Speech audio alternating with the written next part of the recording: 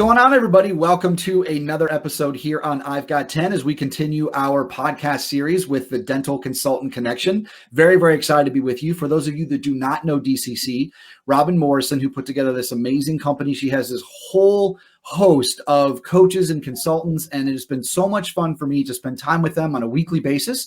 We took a week off because we were in Atlanta at the Hinman last week, and actually today's guest, Lynne Leggett, we got to meet each other in person, which was great, right? Everybody kind of knows each other on Facebook. It's actually nice to meet people in person again. But anyways, we're going to continue this series of having a lot of these professionals come on and talk about their specialty. What do they focus on with practices, whether you're a startup practice, a seasoned practice, or what have you. And so today's episode, I'm very, very excited to bring on the CEO and founder of Victory Dental Management, Lynne Leggett. And today, for those of you, March Madness, we're in the Sweet 16. This is the perfect guest. And you're going to know why in a second. But Lynne is a basketball fanatic. She's been a coach. She's perfect for this episode. Good morning, Lynne. Good morning. How are you? I'm doing great. Thank you so much for coming on the podcast. Sure. Thank you so much for asking me. All right. So before we get into your content, I have to ask you, who have you picked to win the March Madness this year? Easy pick for me. I went with my heart and my head this season and went with Duke. Okay. Excellent. Got the same bracket going, so we'll see what happens. Awesome. All right. So let's get into a little bit about I know we talked a little bit before, and there's really three high-level things that I know you want to cover this morning when it comes to working with teams around coaching and things like that. So go ahead and get us kicked off. Sure. All right. Well, the first thing I would say is that when I work with practices, John, a lot of times I'm brought in for the financials or the processes and systems in a practice, which I love doing. But it's very obvious to me, and you mentioned my previous coaching experience that I still have with my basketball teams. If you don't have a true team working for you, it makes all the difference in the world. So employees are not the same thing as a team. And let me give you a little bit more information on that. See, with employees, things are going to slip through the cracks. Almost like your employees are watching the clock. They're clock watchers. And the patient care and ultimately the practice is going to suffer if you have employees working for you. Another instance may be employees aren't going to go the extra mile. They won't help each other out. Let's say a room needs to be cleaned. They're going to have the attitude of, well, if it's not my job, I'm not going to do it. That kind of thing. And contrast that, if you have a team working for you, everyone is really going to be accountable to one another. They're going to place importance on the patients and the practice, and they want to succeed. Internally, they want to succeed and they want the practice to succeed. So obviously, there's a huge difference between having a team and employees, but a team is also willing to learn new things and they're willing to change, which is huge in dentistry. I mean, how much change have we seen in the last year, much less the last 5 or 10 years? But the bigger issue for individuals to be a team is really trust. Are they going to trust one another to take care of their role and responsibility to themselves and also to the practice? So that, I would say, would be the first area. The second area you've already mentioned of me coaching, I like to talk to dentists about teaching them how to be the coach of their team. Because we know one thing that's done in dental school, that is, they don't touch leadership as much as they should. They're all about clinical skills, which I think is wonderful, but they're missing a lot of business ownership and different things that they're going to need when they graduate. So I like to look at practices as the head coach is going to be the dentist. And if they have an office manager, maybe that office manager is going to be the assistant coach. So I want to give them a visual framework of how that can work in their practice. The coach, or in this case, the dentist owner, needs to be able to have a playbook for the season and know what the skill set is of their team. Because just because you start out with everybody having a certain skill set doesn't mean next quarter, in 6 months or a year from now, the skill set's not going to change, because hopefully everybody is going to want to improve. So having a true team, everybody's looking for improvement and new challenges at the same time. Now, I like to use the coaching example with basketball because it's easy to understand. I like to have some visual representation for my clients so they understand where I'm coming from. So think about a basketball team, and obviously during March Madness, this is a great time for me to talk about this, but leadership is going to be needed on a daily basis to coach a basketball team, but it's also going to be needed in your dental practices to be able to coach your team. You can't allow a Monday to be led differently than the rest of the days of the week. There needs to be consistency. Just like a basketball coach has a plan for every practice, every game, so should the dentist, the owner coach. And one of the things that you can start with, because I always like to be given actionable items for everybody to use. The doctor needs to be able to establish and share their mission and vision of the practice. Part of that is going to be building trust between the team and the doctor and helping that relationship, because that's really the basis of it. And it's not something that just because you hired somebody today doesn't mean they're automatically going to trust you. That's something that needs to be built. And as you're sharing that mission and vision, I have found that that really works with millennials as well, to have that greater purpose of why. What is the practice why? What is the dentist why for owning a practice? Because there has to be, or they wouldn't go through the hassle of being a practice owner. They could be an associate somewhere. There has to be a benefit to them to be going through all of this. And within that, John, they need to figure out the culture that they want to have for the practice. So let me use a basketball team for an example. If you blow the whistle as a coach, do you want your team running to you, or do you want them just sort of ambling and shuffling over to you? I mean, we know which one. I can guarantee you which one my teams do for me, which is they're going to run. As soon as I blow the whistle, I want them to be attentive. They know the ground rules. The leadership should be the exact same way within the dental practice. But you also need to think about the mindset that you want to have in your practice as well. What type of mindset do you want your team to have? What expectations do you have that your team is going to be taking care of your patients? All of those things, and I can go on for hours, but I just want to give little snippets today. All of that goes under the heading of culture. So we can talk a lot more about that, but I want to get to the favorite part that you mentioned, March Madness. Yes. And a lot of you may be wondering, how in the world does March Madness even begin to describe my dental practice, or what's the relationship? And I am here to tell you it is the coolest thing.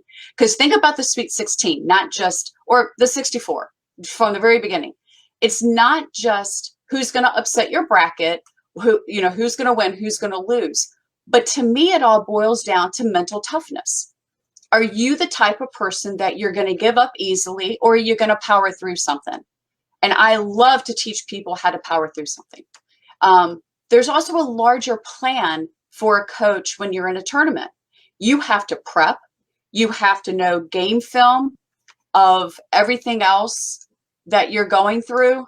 You have to be able to see the game film of different teams. You can't just prep for one team. You have to be prepared for everything.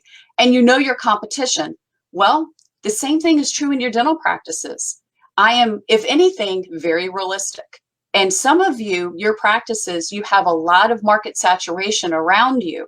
So who is your competition from a dental standpoint? And not only that, but have you figured out your own competitive advantage to be able to be compared to your competition? I think that's really key that a lot of clinicians and dentist owners don't even think about. Mm-hmm. The other thing about March Madness is your team willing to go all out on every play, offense, defense, transition game, it doesn't matter, or are they going to choke? Are they mentally tough enough to forget the previous foul shots that they've possibly missed in order to make the two that they're at the line now to be able to win the game? That's what I'm talking about, going that extra mile. But it takes the daily work of the team to be able to follow the processes that you have to be able to achieve the goals that you want to achieve. Now, I'm a process girl. I haven't always been in dentistry, and I used to be in project management in a lot of different industries. So to me, process is key. If your process is a good process, then you're going to attain your goals. It's just a matter of time. So let me give an example for a dental office. Your entire process regarding claims management, let's use that for an example. Well, we know claims management relates to cash flow, because if you have a bunch of claims on paper that aren't paid, that's money that's not coming into you yet. So looking at that outstanding claims report, just looking at it and working that report, it isn't good enough. The question is, what actionable things are you going to do with the report? Because we know that if the claim isn't paid, it's going to affect you, but you've got to find out why. Is it something that a payer ID was set up wrong in your computer system, and that's the reason why claims aren't being paid?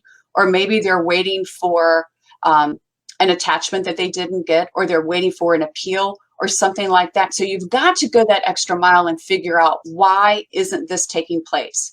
And I want that follow through to take place so that there's no collections issue. That's just one example of how March Madness and those types of things can relate to what we've been talking about.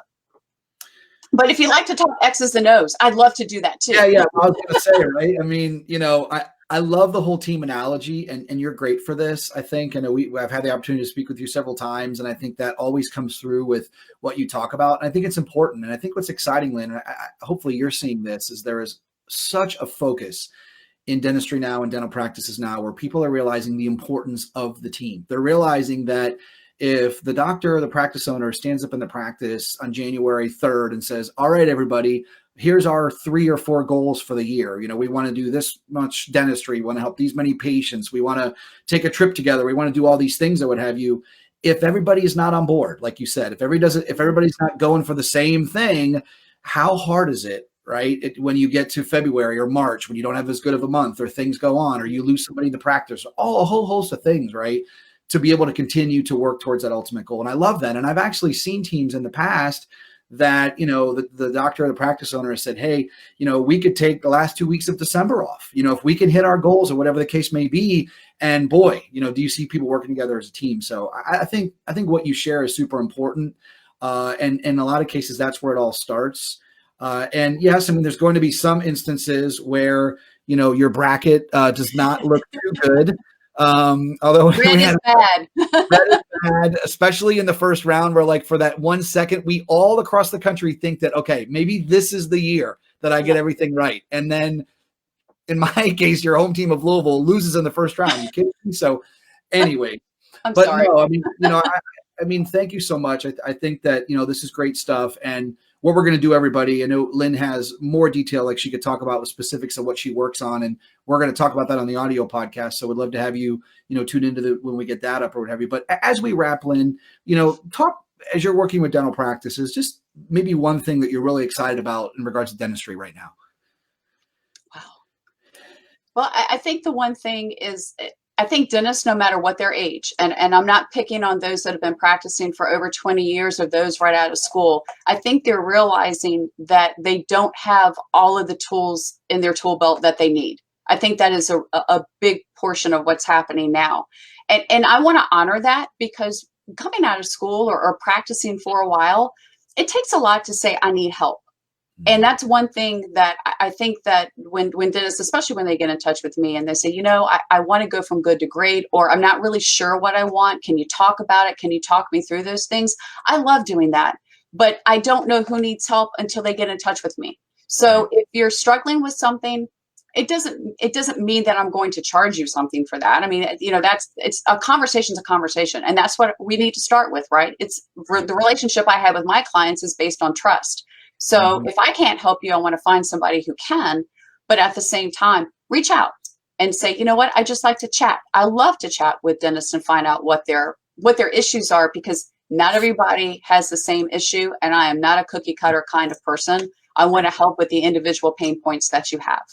Yeah, no, awesome. And, I'm glad you mentioned that. I've got up on the screen right now the phone number for Dental Consultant Connection. Lynn has her own page on the website. You can learn all about her, on the great work that she's done and how she's helping clients. So you can find her, right there on the site. We've got the phone number there. Go ahead and call, reach out. And like you said, just have that conversation. That's where it all starts, right? Learning about each other. And I think that's been the one unique thing about this podcast series. And I like to give a lot of kudos to all of you that work with practices as coaches and consultants, because I think what a lot of people realize is that, there's all these coaches and consultants out there. The reality is it comes down to fit, right? And I think that's what's exciting, is that every practice eventually finds that fit. They find the person that they feel good with, that connects with them, and that can help them. And so certainly I know you're doing some great work out there. So Lynn, really appreciate you coming on the podcast this morning, and looking forward to going a little, diving a little deeper on what you do on the audio podcast. So Sure. thanks again for your time. Thank you. I appreciate it. Okay.